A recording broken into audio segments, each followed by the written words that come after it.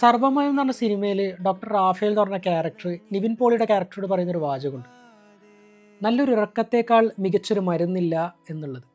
നമ്മളെ ജീവിതത്തിൻ്റെ മൂന്നിലൊന്ന് ഭാഗം അല്ല, ഒരു ദിവസത്തിൻ്റെ മൂന്നിലൊന്ന് ഭാഗം നമ്മൾ ഉറങ്ങിയിട്ടാണ് കളയുന്നത്. കളയുക എന്ന് പറയുന്നതിനേക്കാൾ ആ ബാക്കിയുള്ള മൂന്നിൽ രണ്ട് ഭാഗത്തെയും പ്രൊഡക്റ്റീവാക്കാൻ നമ്മളെ സഹായിക്കുന്നത് ഈ ഉറക്കമാണ് എന്നുള്ളതാണ്. അപ്പം ശാരീരികമായിട്ടായാലും മാനസികമായിട്ടായാലും നമ്മളെ ഹെൽത്തി ആക്കാൻ, നമ്മളെ പ്രൊഡക്റ്റീവാക്കാൻ സഹായിക്കുന്നത് ശരിക്കും പറഞ്ഞാൽ ഈ ഉറക്കമാണ്.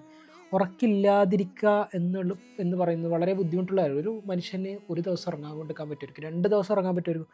മൂന്നാമത്തെ ദിവസം മനുഷ്യന് കടക്കുമ്പോഴത്തേക്ക് മനുഷ്യൻ ഒരുതരം വൾഗറായ രീതിയിലേക്ക് മനുഷ്യന്മാർ മാറിപ്പോകും എന്നുള്ളതാണ്. അപ്പം വെറുതെ കടന്നിട്ട് ഇങ്ങനെ ഉറങ്ങുക എന്നുള്ളതല്ല, നമുക്ക് ഏറ്റവും ഡീപ്പായിട്ട് ഏറ്റവും ഹെൽത്തി ആയിട്ട് നമുക്ക് ഉറങ്ങാൻ പറ്റണം എന്നുള്ളതാണ്. പലപ്പോഴും ഈ ഉറങ്ങുമ്പോൾ നമ്മളിടയ്ക്ക് സ്വപ്നമൊക്കെ കണ്ട് നമ്മൾ നെട്ടി ഉണർന്ന് നമ്മൾ ആ ഉറക്കത്തിൻ്റെ ഫ്ലോനെ ബ്രേക്ക് ചെയ്യും. അപ്പം അങ്ങനെ എല്ലാ ദിവസവും നെട്ടി ഉണരുന്ന രീതിയിൽ ഉറക്കല്ല, നമുക്ക് ഏറ്റവും ഡീപ്പായി വളരെ സമാധാനമായി നമുക്ക് ഉറങ്ങാൻ പറ്റണം എന്നുള്ളതാണ്. അപ്പം അങ്ങനെ നമുക്ക് ഉറങ്ങാൻ പറ്റി കഴിഞ്ഞാൽ പിറ്റേന്ന് രാവിലെ നമ്മൾ എഴുന്നേൽക്കുമ്പോൾ കുറേ കൂടി നമുക്കൊരു റീഫ്രഷ്മെൻ്റ് അത് തരും എന്നുള്ളതാണ്. അപ്പം ഉറക്കിന് അത്രത്തോളം ഇമ്പോർട്ടൻസ് നമ്മുടെ ജീവിതത്തിലുണ്ട്.